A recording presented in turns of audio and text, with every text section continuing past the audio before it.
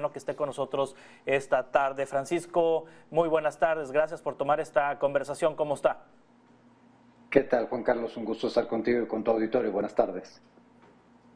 Buenas tardes, Francisco. Bueno, estamos hablando de la Guardia Nacional en un contexto donde, uno, hay una reforma constitucional para enviar la Guardia Nacional a la Secretaría de la Defensa Nacional, y dos, hay una propuesta de una serie de reformas secundarias para efectivamente enviar a la Guardia Nacional al Ejército Mexicano, debido a que se prevé que no haya los votos suficientes para Morena, el partido en el gobierno y sus aliados, a fin de que se cambie la Carta Magna, y se busca, así como la reforma eléctrica, así como la ley secundaria eléctrica, enviar estos cambios mediante leyes secundarias. En ese contexto, el presidente dice que los mexicanos quieren y tienen una buena percepción de la Guardia Nacional. El INEGI coincide, 70% de confianza tiene la Guardia Nacional.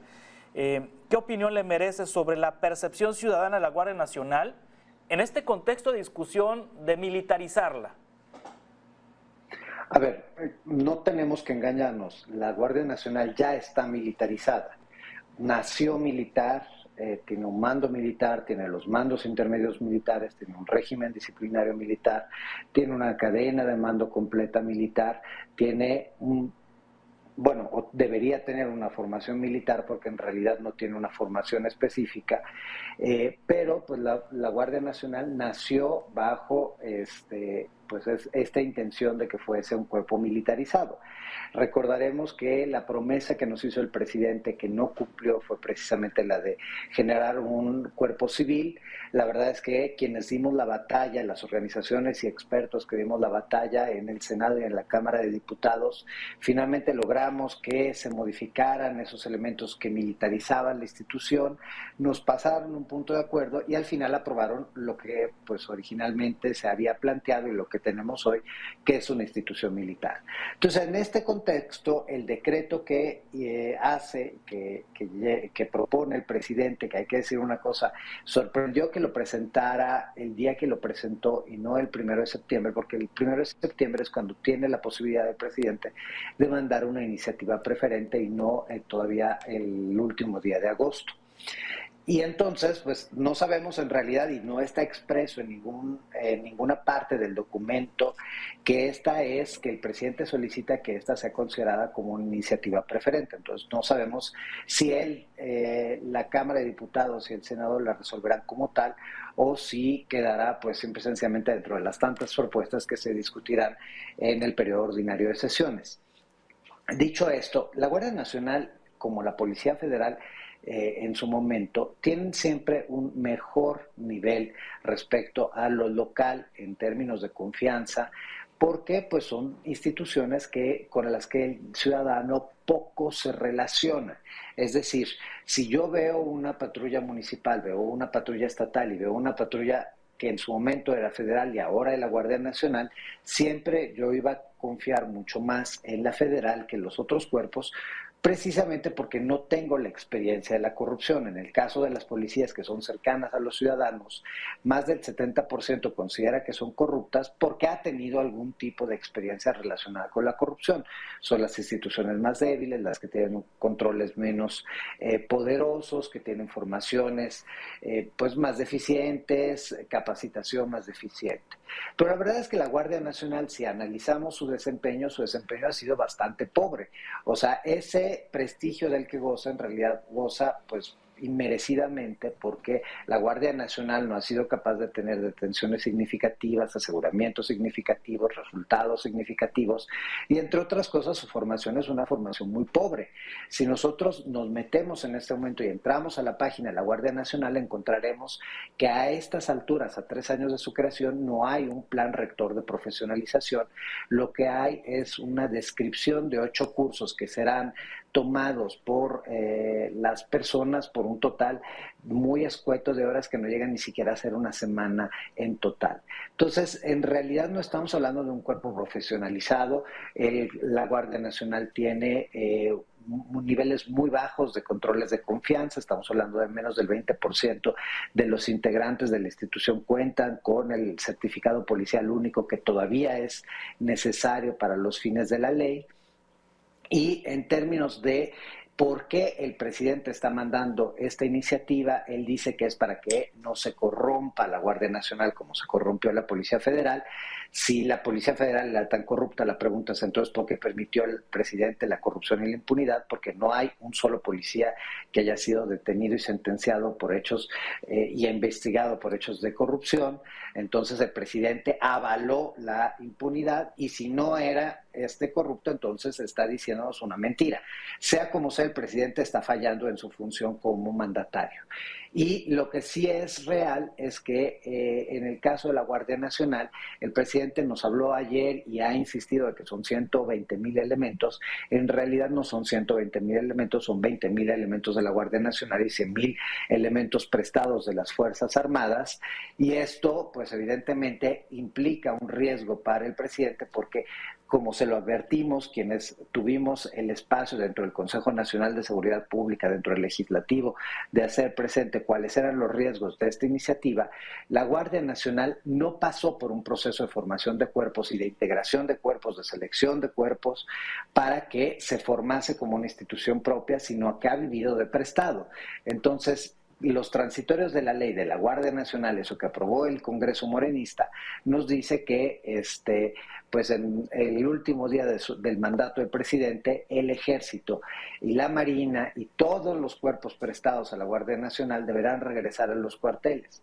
Claro que el presidente tiene una urgencia. La urgencia no depende de la percepción que tenga el ciudadano del desempeño de la Guardia Nacional. La urgencia es que si no, el presidente no va a cumplir con su promesa de tener un cuerpo de 120, 140 o 150,000 integrantes, sino va a tener al final un cuerpo de menos de 20,000 elementos, que significaría menos de la mitad de los que teníamos de Policía Federal, y sería la demostración de un gran fracaso, porque no se prepararon para hacer este paso, porque no entendieron cómo se lleva a cabo la integración de personas a un cuerpo policial, y más aún a un cuerpo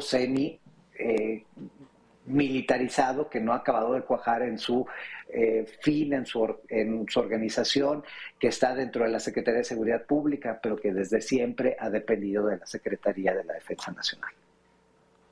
Sí, ahora Francisco Rivas, hay una buena opinión entonces de los ciudadanos, es porque lo vinculan ya los ciudadanos al Ejército y a la Marina, porque las instituciones con mayor percepción de confianza son justamente el Ejército y la Marina en nuestro país. Es porque ya el ciudadano lo ve como una corporación militar y no civil. Es por eso, y vuelvo a decirlo, los niveles de aprobación de la Guardia Nacional no están lejanos a lo que tenía Policía Federal. No hay una gran diferencia. El tema es que también Policía Federal tuvo un desgaste de años, la Guardia Nacional no la tiene, y cuando tú adoctrinas a la gente diciéndole la Guardia Nacional es honesta, la Guardia Nacional es honesta, la Guardia Nacional es honesta, y el ciudadano no tiene elementos de juicio, pues considera que es honesta. Y este presidente es un presidente capaz de convencer, porque tiene una gran capacidad de oratoria y llega a las personas a las que tiene que llegar. Pero si nosotros vemos el desempeño, insisto, en términos de aseguramientos, en términos de detenciones, y de detenciones que se sostengan, no de detenciones punto, porque detener a alguien es muy fácil, o más o menos fácil. Lo difícil es detenerlo y ser un primer respondiente que no viola los derechos del imputado, que pone a disposición al imputado, que tiene toda una cadena de custodia de la evidencia, y que le entrega a una fiscalía para que ésta pueda eventualmente poner frente a un juez de control una medida cautelar e iniciar una investigación específica para llevar a la sanción a esa persona. Eso no lo tenemos en Guardia Nacional. De hecho, los niveles y los resultados de Guardia Nacional son muy deficientes. Hay uno de los trabajos más interesantes que ha hecho INEGI acerca de las policías en el país, y nos presenta que para hacer una actividad, una acción que llevaba a cabo Policía Federal, se requieren 17 guardias nacionales. Es decir, es una institución mucho menos eficaz, pero también mucho menos eficiente. Sí, Francisco Rivas, en esta discusión que se avecina en la Cámara de Diputados y que seguramente va a pasar porque se requiere la mitad más uno de los votos en la Cámara y en el Senado y son votos que ya tiene el partido en el gobierno, es una discusión que seguramente terminará en la Suprema Corte de Justicia de la Nación, en la Suprema Corte de Justicia de la Nación. ¿Qué es lo que usted vaticina que ocurrirá después que este tema esté en la Corte?